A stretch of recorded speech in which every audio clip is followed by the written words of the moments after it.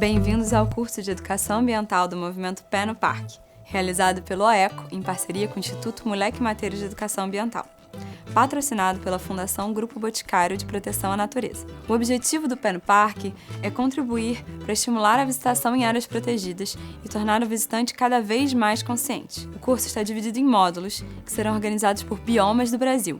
Em cada módulo haverá 4 episódios.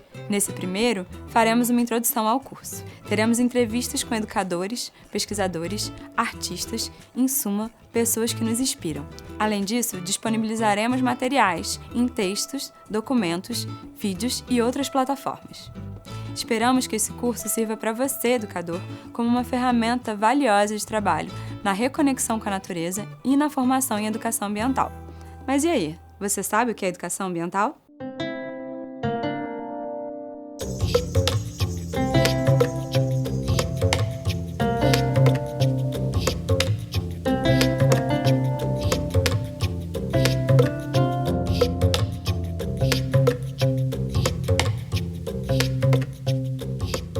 Todos nós, um dia, estivemos muito conectados com as nossas mães. Passamos meses em um ambiente de puro envolvimento e dependência antes de chegar ao ambiente externo. Quando saímos, cada um encontra um lugar diferente. Mas todos respiramos o mesmo ar, bebemos a mesma água, precisamos dos mesmos nutrientes. Os elementos básicos que permitem a vida são os mesmos para todos e estão presentes em um mesmo ambiente, a mesma casa, a Terra. Quem nos provê esses alimentos é a natureza. Durante os primeiros meses em um ambiente externo, estamos tão conectados com ela que nos entendemos como uma pessoa só. Nós, nossa mãe, nós e a natureza. O início da vida, portanto, é de pura conexão. Somos natureza. Mas qual a importância da natureza para a infância? Nós conversamos com a Laís Fleury, do programa Criança e Natureza, e ela vai nos ajudar a responder essa pergunta.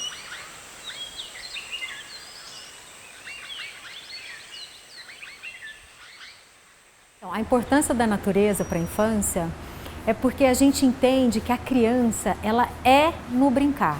A linguagem da criança é o brincar. Quando a criança está brincando, ela está sendo criança. E quando a criança está brincando na natureza, ela tem uma conexão com esse ambiente através do corpo dela. É através da inteligência do corpo que ela se conecta com esse meio ambiente. E o brincar, ele passa pelo corpo da criança. É uma forma onde a criança vai aprender e aprender o mundo. E por ser um ambiente vivo, é um ambiente onde todos os sentidos da criança estão sendo nutridos por este ambiente vivo. Então, assim, naturalmente é um ambiente que oferece muitas possibilidades de brincar, porque na natureza os recursos são infinitos, onde a criança exerce a criatividade dela o tempo todo, ela é autora do próprio brincar, onde o tempo inteiro ela está criando e recriando os seus próprios brinquedos. Fora a questão do bem-estar, de estar do lado de fora, como é prazeroso a gente estar do lado de fora, né? Assim, como a gente se sente bem, como o fato de estar em contato com a natureza, a gente já tem um equilíbrio emocional interno que também é um impacto na vida da criança, né? Através desse vínculo afetivo que ela vai criando com esse ambiente natural, onde ela vai desenvolvendo um senso ético, um senso estético, e dessa forma, quando a gente se vincula realmente com algo, é quando a gente começa a criar recursos para cuidar de algo, né? Então, como esse vínculo afetivo com a natureza desenvolve recursos e atitudes mais alinhadas com o meio ambiente e também vontade de que aquilo se perpetue, né? Então, naturalmente, a gente já sente o interesse em cuidar, em proteger, né? Em garantir que aquele ambiente continue saudável, onde as nossas atitudes fiquem mais alinhadas. Então, a gente entende que a criança que tem esse afeto garantido na infância, ela se torna um adulto que olha para a natureza com uma vontade de cuidar, de conservar, de interagir de uma maneira mais harmônica com esse meio ambiente. Para a gente promover essa reconexão, a gente precisa então ressignificar, no sentido de reconhecer a natureza que está no nosso entorno, que dentro da cidade, sim, a gente tem natureza, e a gente precisa então de adultos que garantam esse tempo na agenda da criança, né, assim, no dia a dia, na rotina da criança, mas também que dê permissão, né, que não seja uma relação com a natureza onde tenha julgamento, onde a criança realmente ela possa se sujar, onde ela possa escalar, onde ela possa testar os seus limites, né. Eu acho importante também a gente entender que até num contexto urbano, para que a infância seja rica em natureza, é preciso um olhar sistêmico também, né? Então a gente precisa, por exemplo, de gestores públicos que realmente tenham, por exemplo, a natureza como eixo e tenha pautas onde estimule esse contato da população com a natureza, com as áreas verdes, que tenha em sua pauta também um maior número de áreas verdes por habitante, onde a cidade também ela seja mais amiga da criança, onde tem interesse que a criança esteja do lado de fora.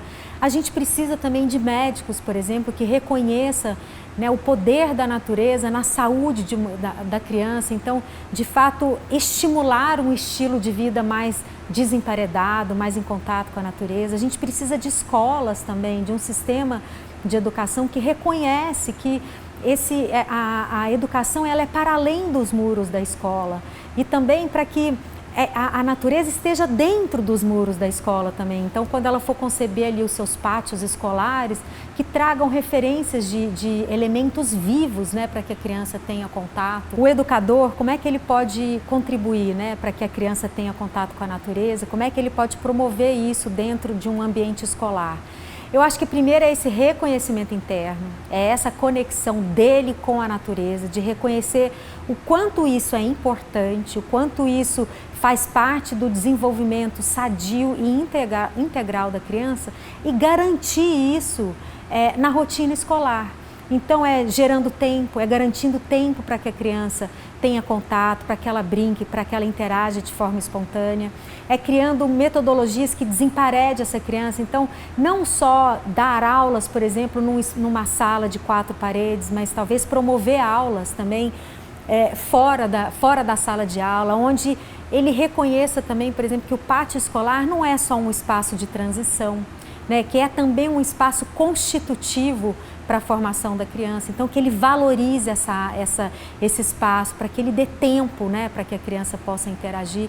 E também até prestar atenção na questão até da materialidade, né? Assim, quando você, independente de qual matéria você for trabalhar, seja matemática, seja português, você ir trazendo essas referências de materiais vivos, né? De trabalhar também de fazer um letramento nesse sentido com os elementos da natureza, de trazendo essas referências da natureza para o dia a dia da criança, não só dentro da sala de aula, mas também nos momentos que a criança está fora da sala de aula também.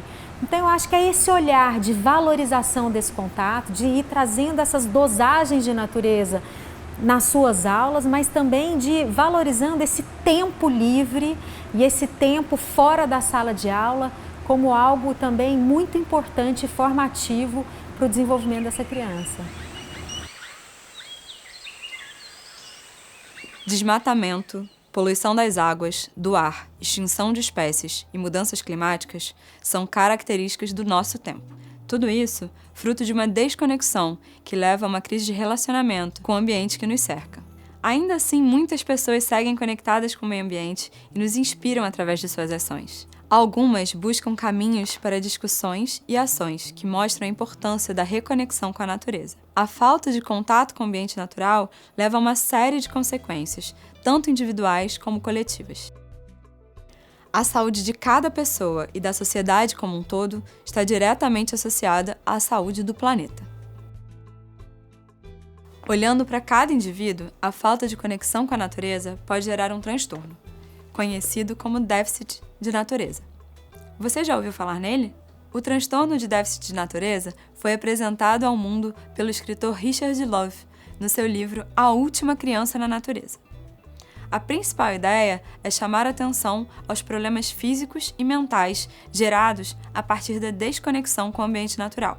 Segundo pesquisas, esse déficit de natureza pode causar obesidade, depressão, hiperatividade e déficit de atenção. Por outro lado, o contato com a natureza pode reduzir os sintomas desses distúrbios. A própria Sociedade Brasileira de Pediatria, em seu manual de orientação, Reforça a importância do convívio junto ao meio ambiente para a saúde e bem-estar, ou seja, brincar no parque também cura. A escola, os pais, os educadores têm um papel fundamental em proporcionar esse contato das crianças com a natureza.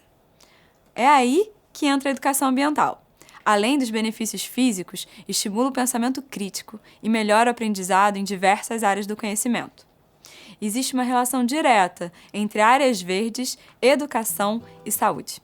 A ideia de um transtorno de déficit de natureza reforça a importância dos parques para uso público e educação ambiental.